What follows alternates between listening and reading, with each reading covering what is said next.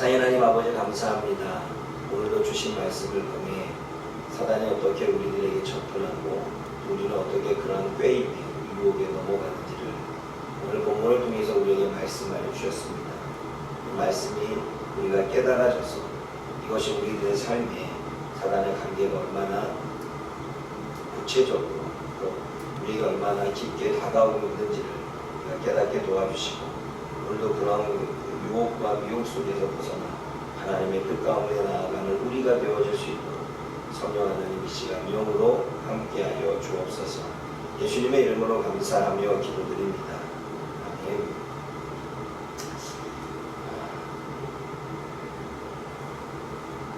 하나님이 창조를 하시고 여러 일들을 마치자 이제 뱀이 나타나서 하나님이 지으신 들짐승 중에 가장 강교한 뱀이 남자와 여자를 꿰는 것을 보게 되어지지. 가장 강교하다는 것은 간사하고 교활하다는 것입니다. 그 얘기는 뭐냐면 우리가 알다시피 사단은 광명한 천사처럼 우리에게 다가온다라고 이야기하는 것처럼 이게 좋은 것인지 나쁜 것인지 잘 모르겠고 또 천사와 같이 가져가기 때문에 어느 때는 맞는 것 같기도 하고 또 아닌 것 같기도 하고 또 하나님의 말씀을 완전히 왜곡한 게 아니기 때문에 하나님의 말씀 같기도 하고 아닌 것 같기도 하고 라고 하는 이러한 애매모호한 부분이 우리 안에 있죠. 그러기에 사단을 간교하다 말하는 것입니다. 간사하고 교활해서 사단이 관계를 피우면 그것이 정말 하나님의 뜻인지 아닌지 우리가 하나님을 정말 모른다면 분별하기가 쉽지 않다라고 하는 이야기가 또 이어질 것입니다. 오늘 본문에 보게 되면 여자를 유혹하기 위해 접근하고 있는 이 뱀, 이 사단을 보게 되어지죠. 그런데 뱀은 여자에게 질문을 던집니다. 그러나 그가 질문을 던진 건 하나님의 말씀을 받은 거에 대한 질문을 던집니다.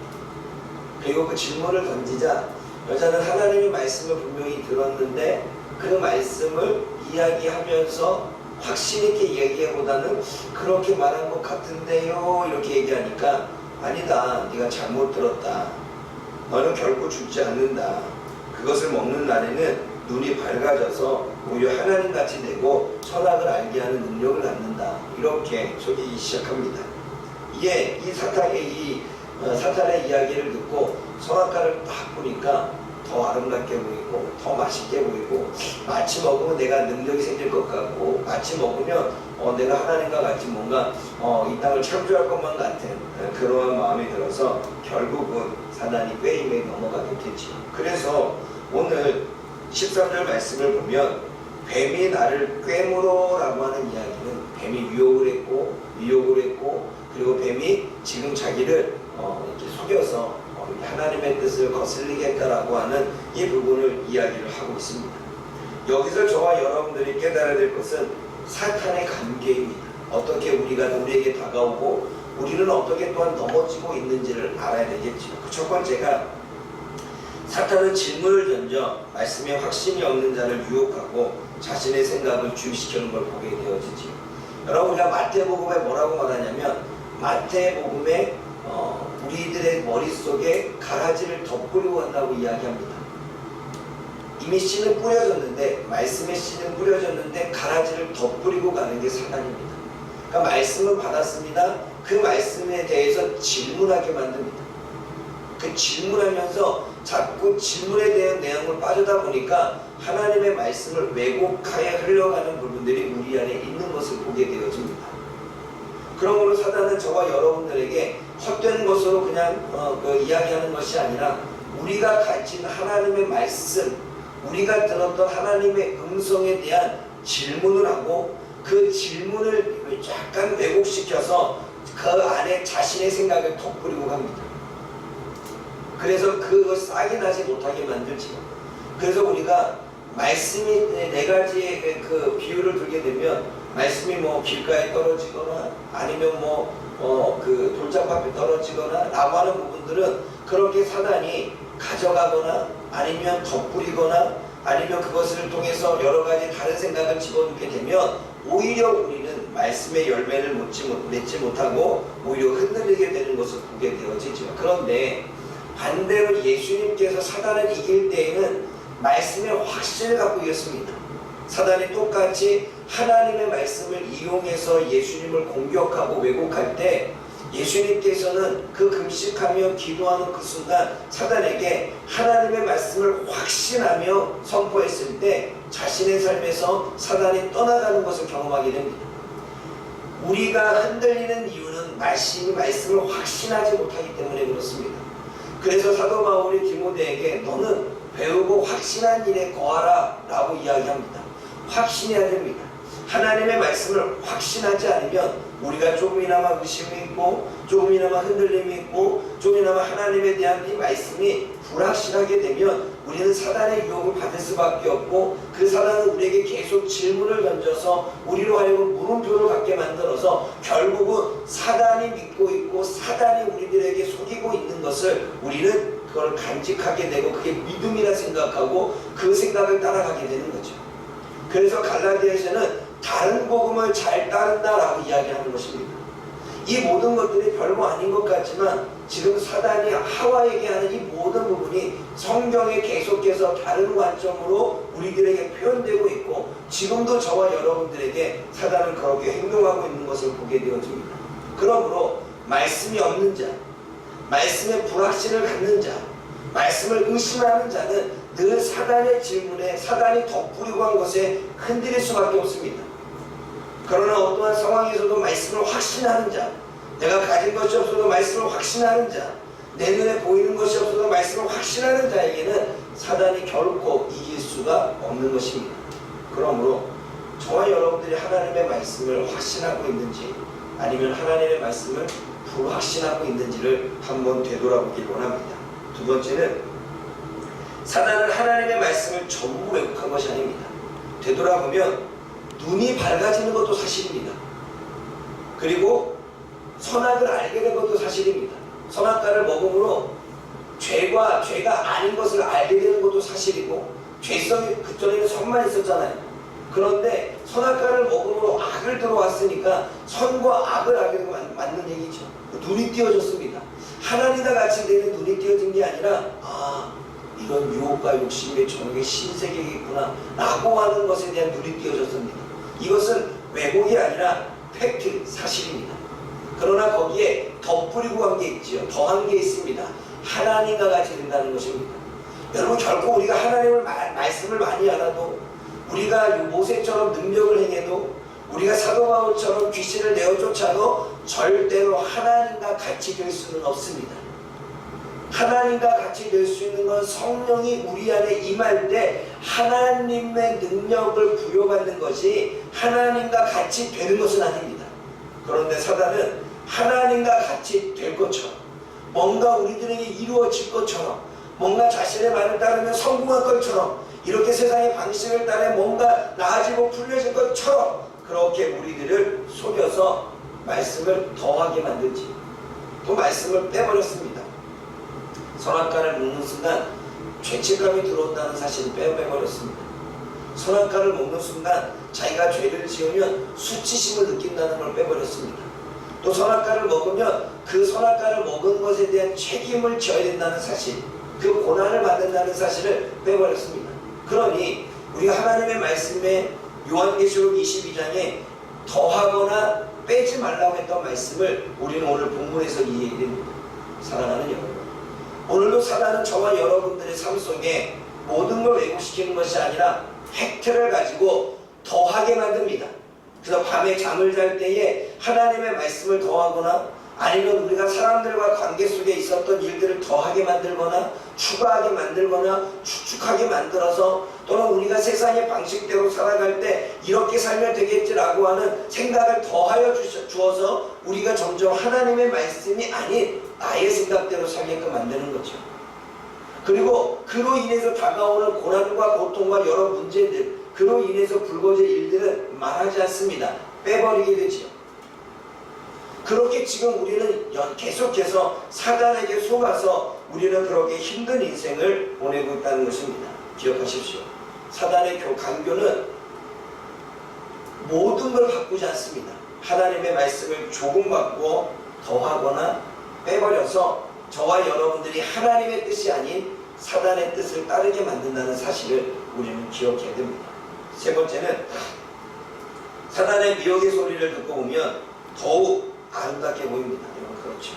공부를 열심히 하려고 그랬는데 친구들이 야 오늘 놀러 가자 그러면 갑자기 그게 더 크게 보입니다. 여러분 그렇잖아요. 별거 아닌 것 같은데 누가 딱 하나 물건을 가지고 와서 이거 뭐 사용하는데 막 얘기하게 되면 마치 봤는데 사용하고 싶은 마음이 욕망이 막 듭니다. 그래 안 그래요?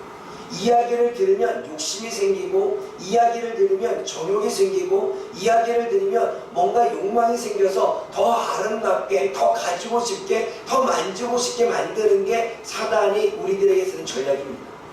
그래서 우리는 듣지도 말고 보지도 말라고 하는 이야기는 보고 들으면 욕심이 생기고 보고 들으면 욕망이 생기기 때문에 그렇습니다.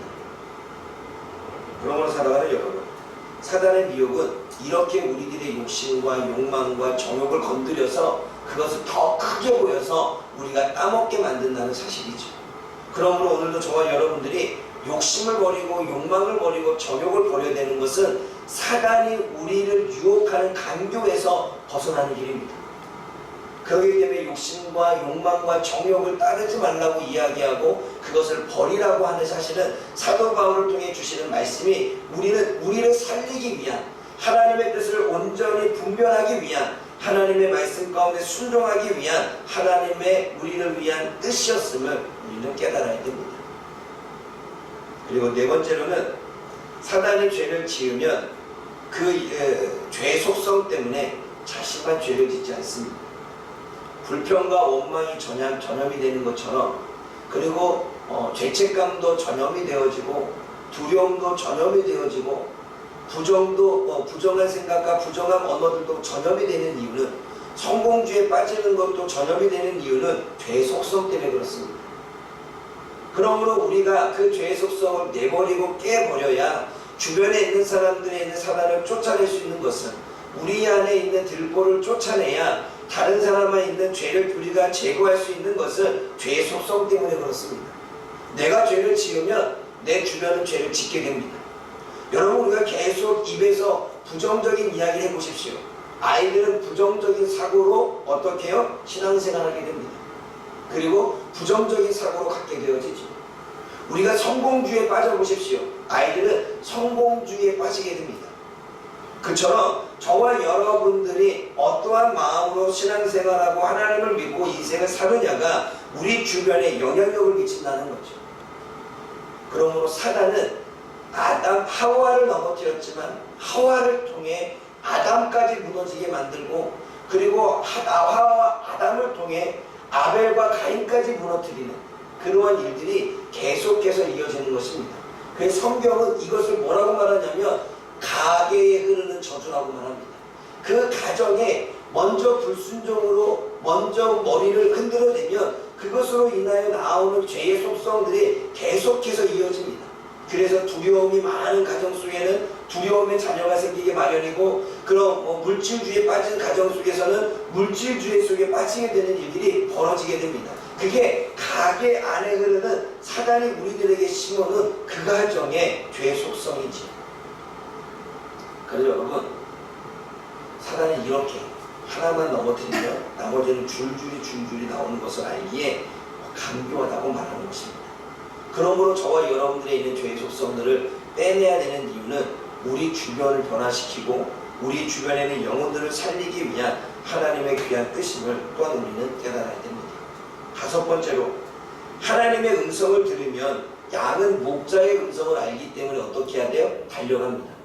요한복음에 뭐라고 말합니까? 양은 목자의 음성을 알고 목자도 양의 음성을 안다고 말하면 이리 와라 그러면 막 달려옵니다. 요즘에 우리 집에 있는 제 강아지 얘기를 계속해서 죄송합니다.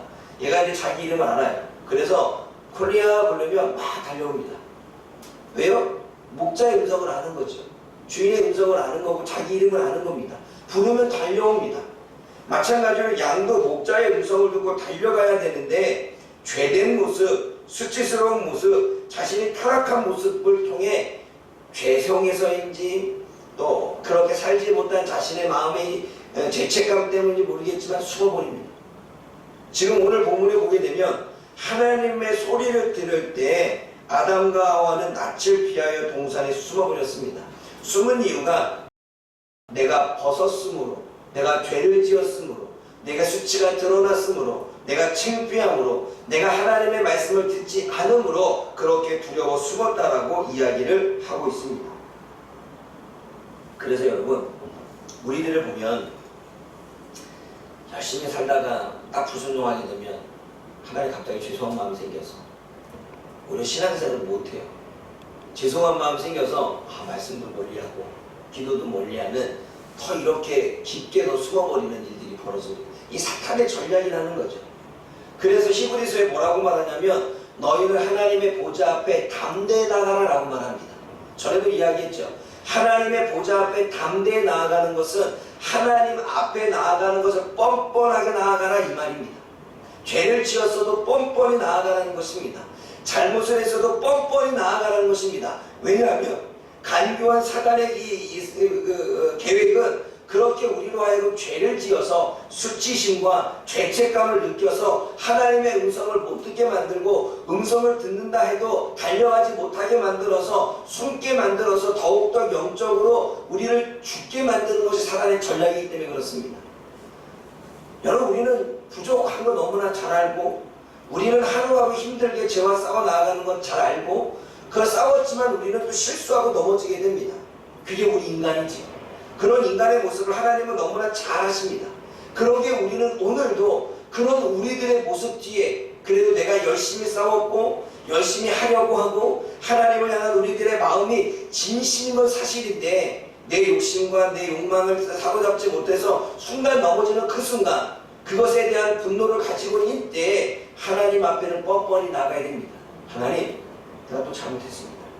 하나님, 그러나 그 뻔뻔함이 자신의 양심의 화인을 맞는 게 아니라 하나님 앞에 정말로 잘못은 했지만 하나님 앞에 그래도 뻔뻔히 다시 한번 나아가 그분 앞에서만 용서를 받을 수 있고 그분 앞에서만 해결을 받을 수 있다는 믿음을 가지고 그분 앞에 나아가야 되는 것입니다.